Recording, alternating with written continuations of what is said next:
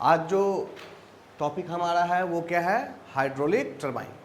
पिछले क्लास में हम लोगों ने हाइड्रो इलेक्ट्रिक पावर प्लांट की बात की थी और हाइड्रो इलेक्ट्रिक पावर प्लांट में जो सबसे इम्पॉर्टेंट सेगमेंट था वो था हमारा टरबाइन, ठीक ना।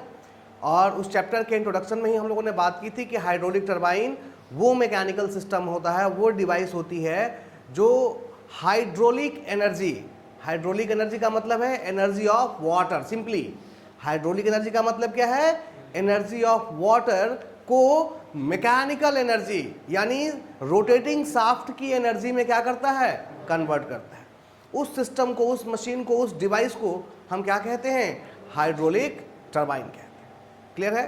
टरबाइन के विषय में हम लोगों ने कई जगह पढ़ा। जब हम स्टीम पावर प्लांट पढ़ रहे थे वहाँ हमने स्टीम टरबाइन देखा, ठीक ना। उसके बाद जब हम गैस टरबाइन पढ़ रहे थे तो वहाँ हमने गैस टरबाइन का जिक्र किया था गैस पावर प्लांट में। और यहाँ पर हमारा है हाइड्रोलिक टरबाइन। सभी का प्रिंसिपल्स क्या है? अलग अलग, लेकिन जो ऑब्जेक्टिव है वो सिंगल है। किसी भी तरह के एनर्जी को किस में कन्वर्ट करना? मैकेनिकल एनर्जी में कन्वर्ट करना, ठीक है। स्टीम पावर प्लांट और गैस पावर प्लांट में हम लोग हीट एनर्जी का प्रयोग करते थे और उसको मैकेनिकल एनर्जी में कन्वर्ट करते थे। लेकिन यहाँ पर हम वाटर की एनर्जी को किस में कन्वर्ट कर रहे हैं? मैकेनिकल में कर रहे हैं। और इसलिए इस खास टरबाइन का नाम हाइड्रोलिक टरबाइन दिया गया है। हाइड्रोलिक का मतलब मैंने पहले बताया, हाइड्रो वर्ड किसका सिनोनिम है? वाटर का। तो जब हम हाइड्रोलिक एनर्जी की बात करते हैं तो हम उस एनर्जी की बात करते हैं जो अपने पास कौन रखता है? वाटर अपने पास रखता है। और उससे जब हम मैकेनिकल में कन्वर्ट कर रहे हैं, मैकेनिकल एनर्जी मैंने पहले ही क्लियर किया है, किसी भी रोटेटिंग शाफ्ट की एनर्जी को हम क्या कहते हैं? मैकेनिकल एनर्जी कहते हैं। क्लियर है? तो यहाँ पर हमें बेसिकली इस हाइड्रोलिक टरबाइन को डिटेल में स्टडी करना है। जब हमने हाइड्रोलिक टरबाइन का आपको एग्जाम्पल दिया था उसमें क्या क्या आया था भाई? पहला एग्जाम्पल था पेल्टन व्हील, दूसरा एग्जाम्पल था फ्रांसिस टरबाइन, तीसरा था प्रोपेलर और लास्ट में था कैप्लन टरबाइन। ये 4 टरबाइन के बारे में हमने, जब मैंने हाइड्रोलिक टरबाइन जहां नोट कराया था आपको, वहां पर ये एग्जाम्पल्स में नोट कराए थे, ठीक ना। और जब हमने पंप पढ़ा था, पंप में 2 एग्जाम्पल थे आपके, रेसिप्रोकेटिंग एंड सेंट्रीफ्यूगल पंप। और टरबाइन में Pelton wheel turbine, Francis turbine, propeller turbine and Kaplan turbine. तो इस चैप्टर के अंदर, हाइड्रोलिक टरबाइन के अंदर, आपको इन्हीं चारों टरबाइन्स के बारे में डिटेल में स्टडी करनी है। चाहे जब हम क्लासिफिकेशन करेंगे तो बहुत अलग अलग तरीके से क्लासिफिकेशन करेंगे, लेकिन हम पाएंगे क्या कि टरबाइन्स उसमें हमको कितनी मिलेंगी? यही 4। ऐसे हैं बहुत सारे, लेकिन इंपॉर्टेंट आपके सब्जेक्ट पॉइंट ऑफ व्यू से यही 4 हैं जिनके बारे में आपको स्टडी करनी है। क्लियर है? Pelton wheel, Francis, propeller and Kaplan. तो क्लासिफिकेशन कोई भी हो, एग्जाम्पल में हमारे सामने यही 4 नाम बार बार रिपीट होंगे और सबसे ज़्यादा यूज में यही टरबाइन्स हैं, इसीलिए हम इनके बारे में स्टडी करने वाले हैं। तो जब बात हाइड्रोलिक टरबाइन की होगी यानी सिर्फ इन 4 टरबाइन की बात करेंगे हम लोग। फैन बंद कीजिए। क्लियर है? तो चाहे कोई भी हमें हाइड्रोलिक टरबाइन की स्टडी करनी हो, हमारी स्टडी कहां पे आएगी? Pelton wheel, Francis, propeller and Kaplan, ठीक है। तो हाइड्रोलिक टरबाइन की स्टडी शुरू करने से पहले हमें हाइड्रोलिक टरबाइन को क्लासिफाई करना होगा।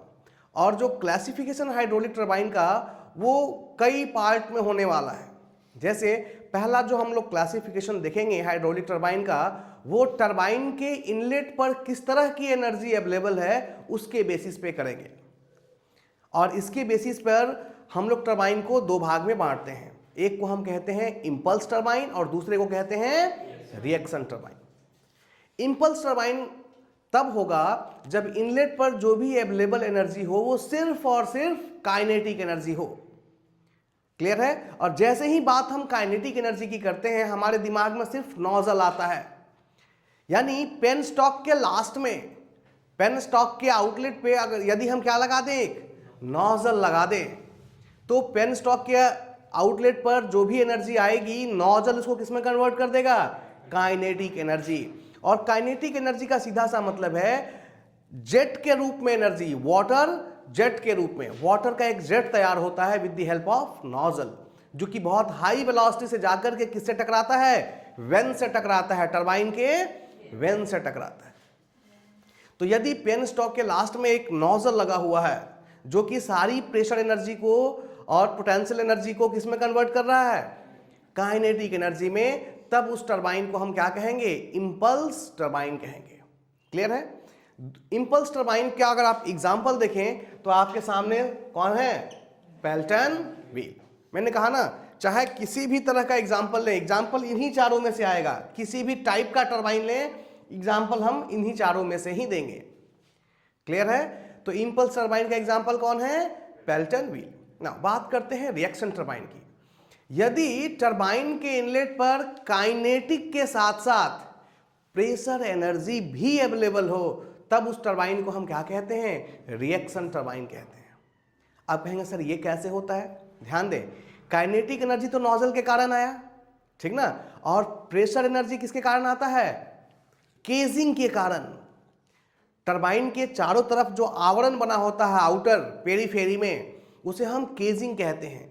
केजिंग का डिजाइन इस तरीके से किया जाता है कि हमें लगातार प्रेशर एनर्जी में भी चेंज देखने को मिलता है, ठीक ना। इसीलिए टरबाइन के इनलेट पर काइनेटिक एनर्जी के साथ साथ कौन उपलब्ध होता है, प्रेशर एनर्जी भी उपलब्ध होता है। काइनेटिक एनर्जी किसके कारण, नोजल के कारण, और प्रेशर एनर्जी किसके कारण, केजिंग के कारण। केजिंग की बनावट स्पाइरल होती है, उस स्पाइरल बनावट के कारण हर जगह प्रेशर क्या होता है, चेंज होते रहता है। बात समझ में आ रही है?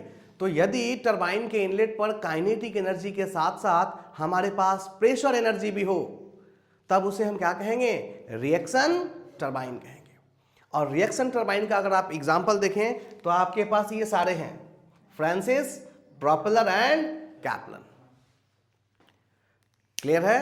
रिएक्शन टरबाइन में हमारा फ्रांसिस भी है, प्रोपेलर भी है और कैप्लन भी है। ठीक है?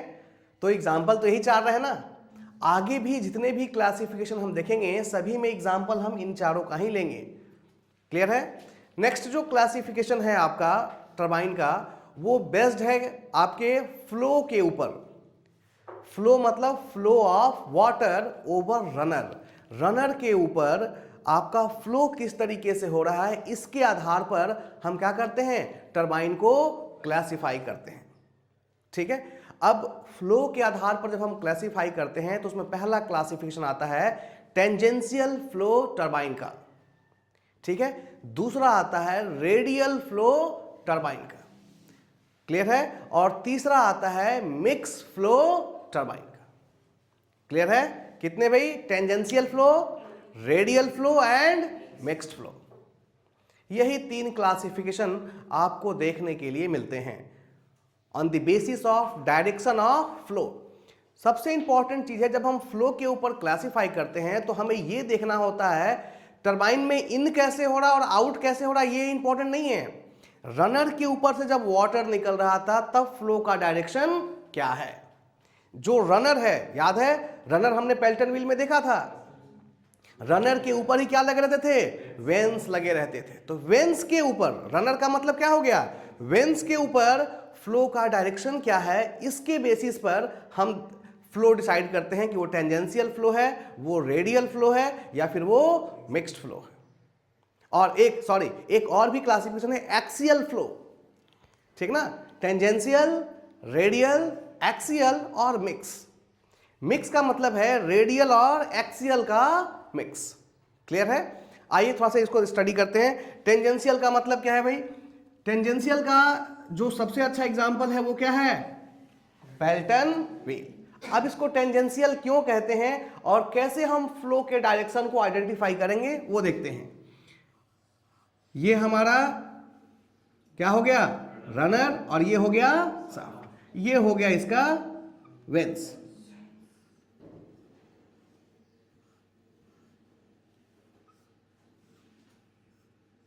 ठीक ना?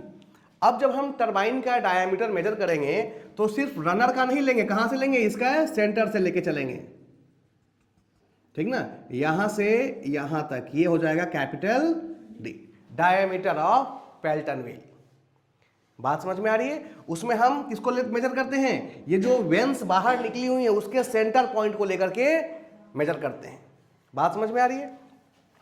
अब देखें, हमें टेंजेंशियल फ्लो समझना है, तो ये है क्या? एक सर्कल ही तो है, ठीक है, और यहां पर एक नोजल लगा हुआ है,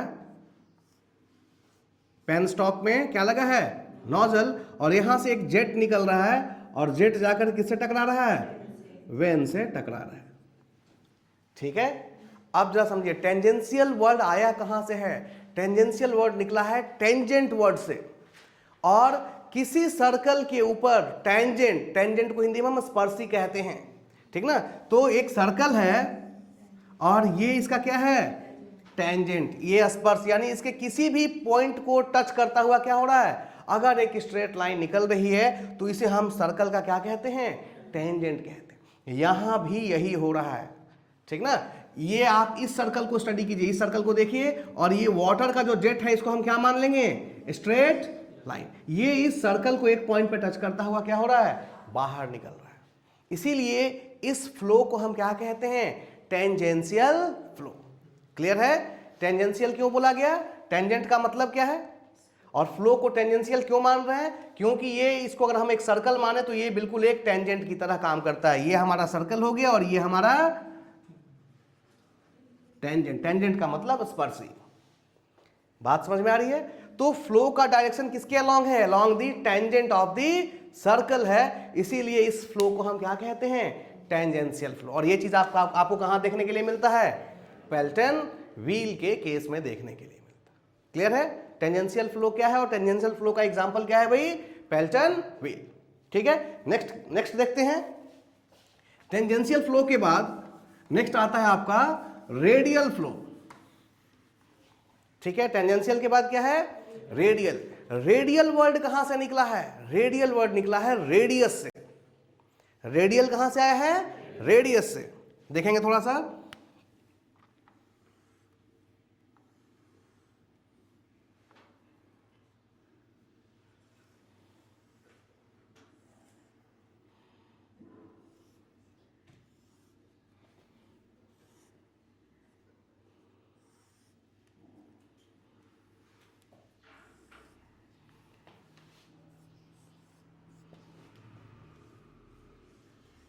ठीक है, समझेंगे। अब रेडियल फ्लो टरबाइन इस तरह की होती हैं, ठीक ना। ये इसका सेंट्रल लाइन है और ये इसका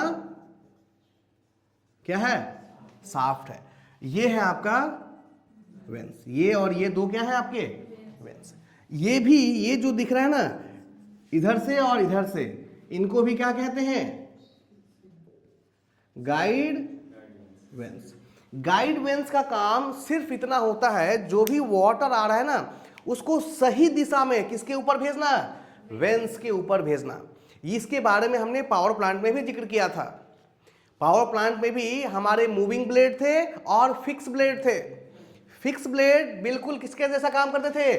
गाइड ब्लेड। उनका एक ही पर्पस था कि जो भी स्टीम आ रही है उसको एक सही डायरेक्शन में किसके ऊपर भेजें? ब्लेड्स के ऊपर, मूविंग ब्लेड्स के ऊपर भेजें। तो यहां मूविंग ब्लेड आपके क्या हैं? ये हैं। जो वेंस है वो मूविंग है और गाइड ब्लेड बिल्कुल फिक्स है अपनी जगह पे, वो हिलते डुलते नहीं है। उनका सिर्फ काम है कि जो भी वाटर आ रहा है उसको एक सही दिशा दे दे ताकि वो जाकर के इस ब्लेड से सही दिशा में टकराए। तो ये गाइड वेंस है और ये हमारे मूविंग वेंस है जिनको कि हम टरबाइन के ब्लेड भी कहते हैं। ठीक है, अब जरा देखेंगे इस सेंटर से इस पॉइंट तक जो गाइड वेंस का है, this is the radius of turbine. जब ये घूमेगा तो एक सर्कल में ही तो घूमेगा, और सेंटर से यहां तक ये क्या हो गया? रेडियस। बात समझ में आ रही है? यहां पर क्या होता है?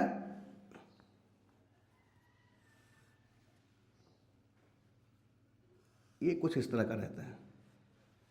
ठीक है, अब जो रेडियल फ्लो है, यदि वाटर का फ्लो गाइड वेन से अंदर की तरफ हो रहा है, इधर से भी और इधर से भी, ठीक ना, तो ये किस दिशा में हो रहा है? रेडियस के डायरेक्शन में हो रहा है। इसीलिए इस टरबाइन को हम क्या कहते हैं? रेडियल फ्लो टरबाइन कहते हैं। बात समझ में आ रही है? यानी flow in the direction of radius, radius की दिशा में यदि फ्लो होगा तो हम फ्लो को क्या कहेंगे, टरबाइन को क्या कहेंगे, रेडियल फ्लो टरबाइन कहेंगे। अब बात आती है कि फ्लो तो दोनों तरफ से हो सकता है ना, बात समझ में आ रही है? बाहर से अंदर, ये भी रेडियस की दिशा में है, और अगर इधर हो तो ये भी तो रेडियस की दिशा है, ठीक ना। तो इसीलिए रेडियल फ्लो टरबाइन को फिर से दो भाग में बांट दिया गया। रेडियल फ्लो को फिर से दो भाग में बांटा गया है, inward radial flow and outward radial flow, ठीक ना। रेडियल फ्लो टरबाइन दो तरह की होंगी, क्योंकि रेडियल फ्लो का मतलब है फ्लो डायरेक्शन किसकी तरफ होना चाहिए, रेडियस की तरफ। तो रेडियस की तरफ, ये अगर हमारा रेडियस है तो इधर से इधर भी हो सकता है या फिर इधर से इधर भी हो सकता है। इसीलिए रेडियल फ्लो को दो भाग में बांटा गया, inward radial flow and outward radial flow. अब इनवर्ड रेडियल फ्लो, ये जो दिशा दिख रही है, ये फ्लो किधर हो रहा है, आउटवर्ड, तो ये किस कैटेगरी में जाएगा, आउटवर्ड रेडियल फ्लो। और यदि फ्लो का डायरेक्शन बाहर से अंदर की तरफ होता तो इसको हम क्या कहते, इनवर्ड रेडियल फ्लो, ठीक है ना।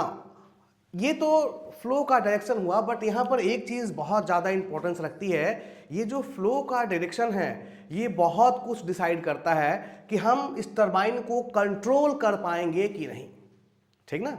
समझेंगे यहां पर बहुत इंपॉर्टेंट चीजें समझने के लिए। सबसे पहले हम इनवर्ड रेडियल फ्लो की बात कर रहे हैं। इनवर्ड रेडियल फ्लो में फ्लो की दिशा बाहर से कहां है, अंदर की तरफ, ठीक है। जैसे जैसे टरबाइन की स्पीड बढ़ेगी या आरपीएम बढ़ेगा, सेंट्रीफ्यूगल फोर्स की दिशा क्या होगी, याद है सेंट्रीफ्यूगल फोर्स हमेशा किस डायरेक्शन में लगता है, बाहर की दिशा में। बात समझ में आ रही है, क्लियर है? तो सेंट्रीफ्यूगल फोर्स की दिशा ये रहेगी और फ्लो की दिशा ये रहेगी, क्लियर है? बात समझ में आ रही है? यानी सेंट्रीफ्यूगल फोर्स और डायरेक्शन ऑफ फ्लो एक दूसरे के क्या होंगे, अपोजिट होंगे।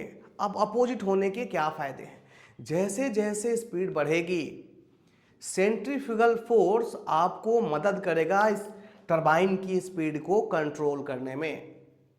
बात समझ में आ रही है? क्योंकि जैसे ही स्पीड बढ़ेगी सेंट्रीफ्यूगल फोर्स की वैल्यू बढ़ेगी। सेंट्रीफ्यूगल फोर्स का मैग्नीट्यूड किस पे डिपेंड करता है, वेलोसिटी पे, आरपीएम पे। जैसे जैसे स्पीड बढ़ेगी सेंट्रीफ्यूगल फोर्स भी क्या होगा, बढ़ता जाएगा। और जब सेंट्रीफ्यूगल फोर्स बढ़ेगा तो बाहर की तरफ जो फोर्स लग रहा है उसकी वैल्यू क्या होगी, बढ़ेगी। और फ्लो कहां से कहां हो रहा है, बाहर से अंदर। इसका मतलब हाई आरपीएम पे जब टरबाइन रोटेट कर रहा होगा तो डिस्चार्ज की वैल्यू क्या हो जाएगी, कम हो जाएगी, हो जाएगी। समझे? ऐसे डिस्चार्ज का मतलब बाहर से अंदर आ रहा है ना। अब एक फोर्स लग रहा है जो वाटर को कहां फेंक रहा है, बाहर की तरफ, और पानी बाहर से अंदर आने की कोशिश कर रहा है। तो जब हाई आरपीएम पे जाएंगे हम तो सेंट्रीफ्यूगल फोर्स की वैल्यू बढ़ेगी, और जब सेंट्रीफ्यूगल फोर्स की वैल्यू बढ़ेगी तो जो पानी अंदर आना चाह रहा था उसको आने में क्या होगी, समस्या होगी, रुकावट होगी। तो आप स्पीड को कंट्रोल कर पाएंगे। सेंट्रीफ्यूगल फोर्स आपकी मदद करेगा स्पीड को कंट्रोल करने में। बात, क्योंकि स्पीड किसके ऊपर निर्भर कर रहा था, जो वाटर बाहर से अंदर आ रही थी वही तो टरबाइन को रोटेट करा रही थी। उसकी काइनेटिक और प्रेशर एनर्जी में जो चेंज हो रहा था उसके कारण टरबाइन के ब्लेड्स क्या हो रहे थे, रोटेट हो रहे थे। लेकिन हाई आरपीएम पे सेंट्रीफ्यूगल फोर्स की वैल्यू क्या हो जाएगी, बढ़ जाएगी, जो कि पानी को किधर धकेलेगा, अंदर आने से क्या करेगा, रोकेगा। क्योंकि सेंट्रीफ्यूगल फोर्स का डायरेक्शन हमेशा किधर है, आउटवर्ड, ठीक ना। तो डिस्चार्ज की वैल्यू क्या होने लगेगी, जैसे जैसे आरपीएम बढ़ेगा डिस्चार्ज की वैल्यू क्या होगी, कम होगी। तो आपको टरबाइन के आरपीएम को कंट्रोल करने में आसानी होगी, क्लियर है। लेकिन अब बात करते हैं हम लोग किसकी, आउटवर्ड रेडियल फ्लो। यानी अब वाटर अंदर से लेकर के कहां जाएगा, बाहर की तरफ। अब इस चीज को समझें, फ्लो भी बाहर की तरफ है और सेंट्रीफ्यूगल फोर्स की दिशा भी किधर है, बाहर की तरफ। अब पूरी कहानी बदल जाएगी। जैसे जैसे स्पीड बढ़ेगी टरबाइन की, सेंट्रीफ्यूगल फोर्स की वैल्यू भी क्या होगी, बढ़ेगी। और जब सेंट्रीफ्यूगल फोर्स की वैल्यू बढ़ेगी तो डिस्चार्ज क्या होगा, अनकंट्रोल्ड हो जाएगा, क्योंकि सेंट्रीफ्यूगल फोर्स सपोर्ट करेगा भैया और जाओ अंदर, ठीक ना। सेंट्रीफ्यूगल फोर्स क्या करने लगा, उसे सपोर्ट करने लगा। तो इसी दिशा में सेंट्रीफ्यूगल फोर्स है और इसी दिशा में हमारा फ्लो का डायरेक्शन भी है। तो फ्लो बहुत तेजी से बढ़ने लगता है, जिससे टरबाइन के आरपीएम को कंट्रोल करना हमारे लिए क्या हो जाता है, मुश्किल हो जाता है।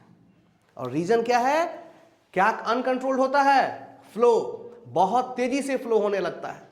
और ऐसा क्यों होता है, क्योंकि सेम दिशा में कौन है, सेंट्रीफ्यूगल फोर्स, और आरपीएम बढ़ने पर सेंट्रीफ्यूगल फोर्स की वैल्यू बढ़ती है, जो कि प्रोत्साहित करता है फ्लो को कि और ज्यादा हो। और जब फ्लो बहुत ज्यादा होने लगता है तो इसको कंट्रोल करना हमारे लिए क्या होता है, मुश्किल हो जाता है। इसीलिए आउटवर्ड रेडियल फ्लो का प्रयोग नहीं करते।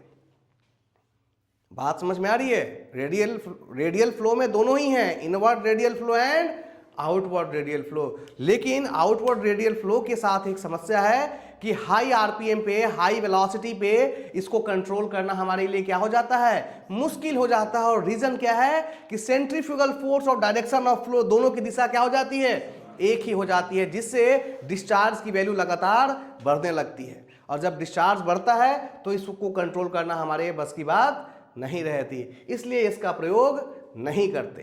तो यूज किसका करते हैं, कौन से रेडियल फ्लो का, इनवर्ड रेडियल फ्लो का। और इसका एग्जांपल है फ्रांसिस टरबाइन।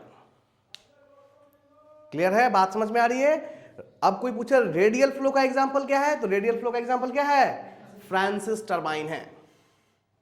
बात समझ में आ रही है। Francis turbine is an example of radial flow. और रेडियल फ्लो के अंदर भी किसका एग्जांपल है, ये इनवर्ड रेडियल फ्लो का एग्जांपल है। ऐसा नहीं है कि इसके ऊपर नहीं टरबाइन बनाए गए हैं। फॉर्न्यूरन टरबाइन है जो आउटवर्ड रेडियल फ्लो के ऊपर बनी है, लेकिन इसका उपयोग हम लोग नहीं करते हैं बिकॉज ये अनकंट्रोल्ड हो जाती है एट हाई आरपीएम। बात समझ में आ रही है। तो बेसिकली रेडियल फ्लो में हमारे पास किसका एग्जांपल है, फ्रांसिस टरबाइन का। क्लियर है। नेक्स्ट क्लासिफिकेशन देखते हैं। नेक्स्ट आता है, अभी हम लोगों ने क्या क्या देखा, टेंजेंशियल देख लिया और रेडियल देख लिया। नेक्स्ट है आपका एक्सियल फ्लो, ठीक ना। एक्सियल फ्लो देखते हैं।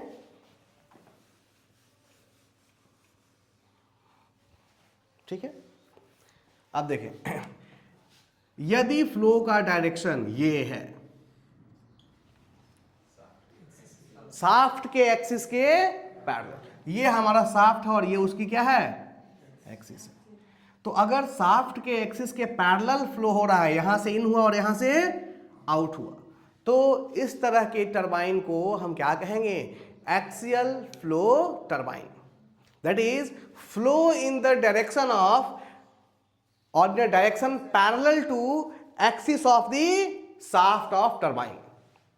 यदि टरबाइन के शाफ्ट की एक्सिस के समानांतर में फ्लो हो रहा है वाटर का, तो इसे हम क्या कहेंगे, एक्सियल फ्लो टरबाइन।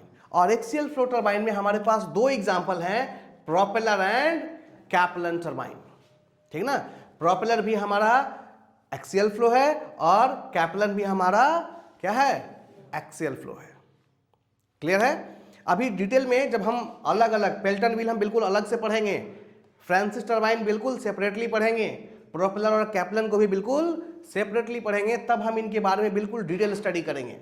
अभी सिर्फ क्या देख रहे हैं हम लोग, क्लासिफिकेशन। तो क्लासिफिकेशन में इतना डिटेल में हम लोग नहीं जा सकते, जब हम लोग इंडिविजुअली इनको पढ़ेंगे तब डिटेल में समझेंगे कि प्रोपेलर क्या है, कैपलन क्या है, नाम कैपलन और प्रोपेलर क्यों पड़ा, सब कुछ देखेंगे कि करके। ठीक ना। तो क्लियर है भाई, कितने हो गए, टेंजेंशियल, रेडियल, एक्सियल। रह गया क्या, मिक्स फ्लो। देखते हैं मिक्स फ्लो को भी जरा।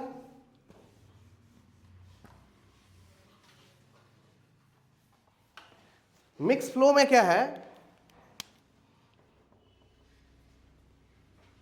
मिक्स फ्लो में इन तो रेडियली करता है, वाटर इन कैसे करेगा, रेडियली। फ्लो का डायरेक्शन कुछ ऐसा रहेगा, ठीक है। इन रेडियली किया, लेकिन आउट कैसे हो, एक्सियली हो, यानी यहां से ऐसे। अगर ये डायरेक्शन हो तो इसे हम क्या कहेंगे, मिक्स फ्लो टरबाइन। अब ऐसा क्यों होता है, इसमें जो टरबाइन का जो ब्लेड होता है ना वही ऐसा रहता है,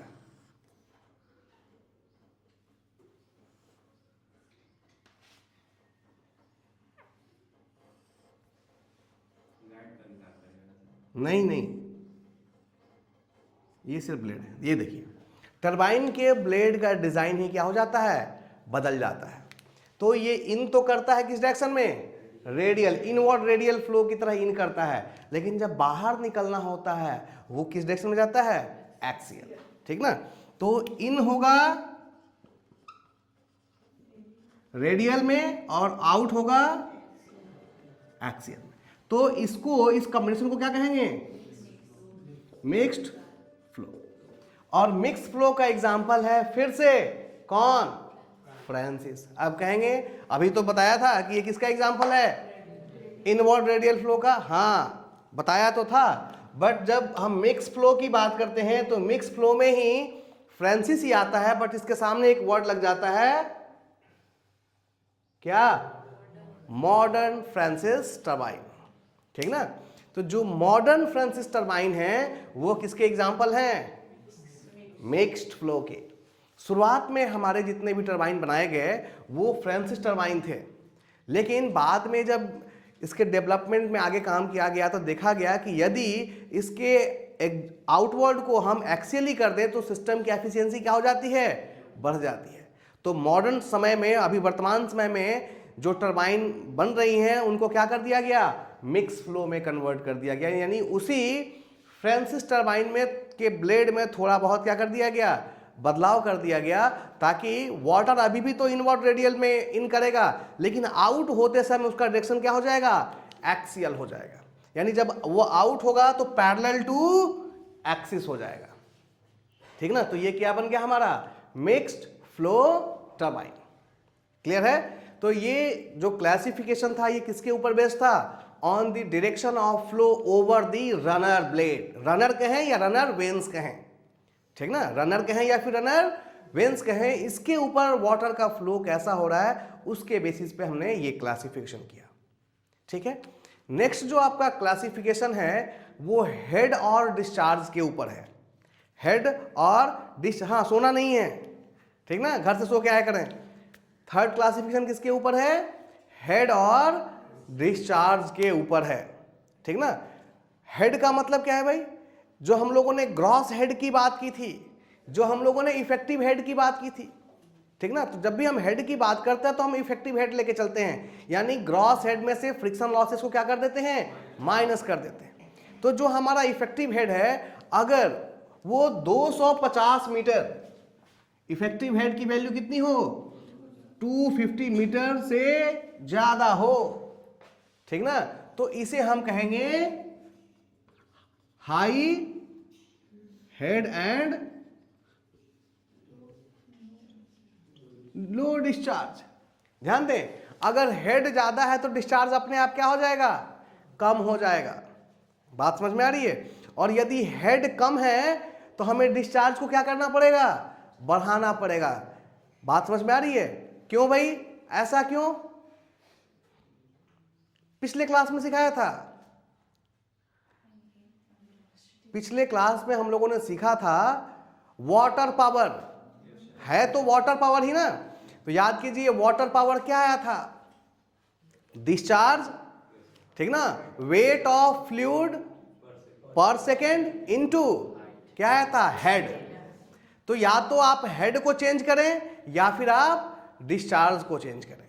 तो जहां हेड बहुत ज्यादा है वहां हम डिस्चार्ज कम भी रखेंगे तो वाटर पावर क्या रहेगा, सेम रहेगा। और यदि कहीं हमारा ऐसा रिजर्वायर है जहां हेड बहुत ज्यादा नहीं है और हमको वाटर पावर चाहिए तो हम क्या करेंगे, डिस्चार्ज की वैल्यू क्या करेंगे, बढ़ा देंगे। तो इसीलिए ये कॉम्बिनेशन होता है, जहां हाई हेड होगा वहां डिस्चार्ज कैसा रहेगा, लो, और जहां लो हेड होगा वहां डिस्चार्ज कैसा रखेंगे, हाई। तो ध्यान दें, अगर 250 मीटर से ज्यादा है तो इसे हम लोग क्या कहते हैं, high head and low discharge turbine कहते हैं। क्लियर है।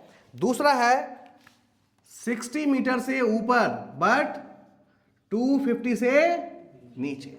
60 मीटर से ऊपर हो लेकिन 250 मीटर से नीचे क्या हो, हेड की वैल्यू 60 मीटर से तो ज्यादा हो लेकिन 250 मीटर से कम हो, तो इसे हम लोग कहते हैं medium head and medium discharge, ठीक ना, medium head and medium discharge. और तीसरा होता है अगर 60 मीटर से क्या हो, कम हो हेड, तब इसे हम लोग कहेंगे लो हेड एंड हाई डिस्चार्ज।